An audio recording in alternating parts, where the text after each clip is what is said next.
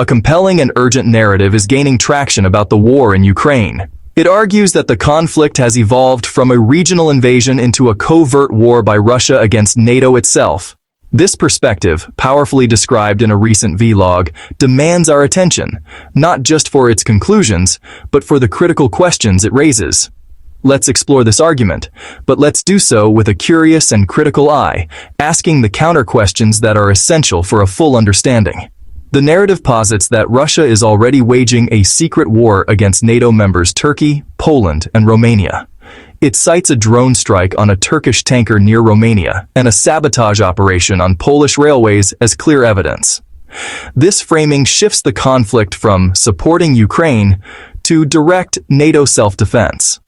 While the narrative presents these events as unequivocally orchestrated by the Russian state, how much of this is based on publicly available, irrefutable evidence versus intelligence assessments?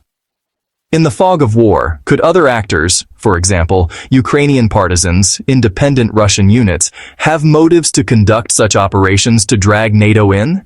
Is the strike on the Turkish tanker a deliberate signal to NATO, or a tragic consequence of Russia's intensified campaign against Ukrainian logistics, which now heavily rely on the Danube ports near NATO borders? Does one necessarily preclude the other? The narrative lays out a clear pattern: Chechnya, Georgia, Crimea, and now Ukraine.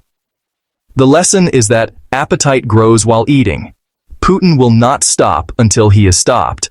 Therefore, any sign of weakness or negotiation is an invitation for further aggression. Is historical precedent a perfect predictor? While the pattern is undeniable, does it guarantee future action? Geopolitical contexts change. Could a decisive Ukrainian victory or a fortified NATO eastern flank alter this calculus without requiring a direct NATO-Russia confrontation? If we treat wider war as an inevitability and arm accordingly, does that very posture make such a war more likely? How do we balance deterrence with the risk of creating an inescapable escalatory spiral? The narrative makes two powerful calls to action. First, it argues that preparing for war is not warmongering, but a sad necessity. Second, it makes a stark economic case. Spending 1 to 2% of GDP on arming Ukraine is far cheaper than the economic collapse and reconstruction costs of a wider conflict. The economic argument is compelling on a spreadsheet. But what is the social and political cost of pivoting entire societies, like Germany's, to a war-ready posture after decades of peace? Does this remilitarization risk altering the very character of European democracy? Are we discounting the costs of our own strategy? The narrative rightly highlights the devastating cost of invasion for Ukraine. But is it fully accounting for the long-term cost of a prolonged, high-intensity proxy war? This includes global economic instability, the diversion of resources from climate and social goals, and the risk of a forever war that grinds down Ukraine regardless of the outcome. The argument that we've already invested so much, we must see it through, is powerful.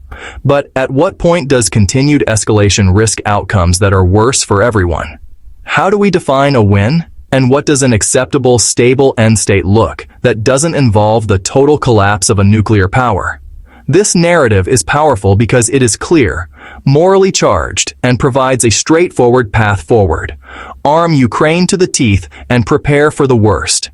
It effectively counters apathy and argues for resolve. However, its clarity may also be its greatest weakness.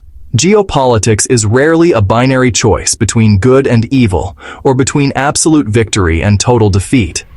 The path it advocates, while perhaps necessary, is fraught with immense risk. The most critical question this narrative leaves us with is not about what Russia will do next, but about our own values and risk tolerance.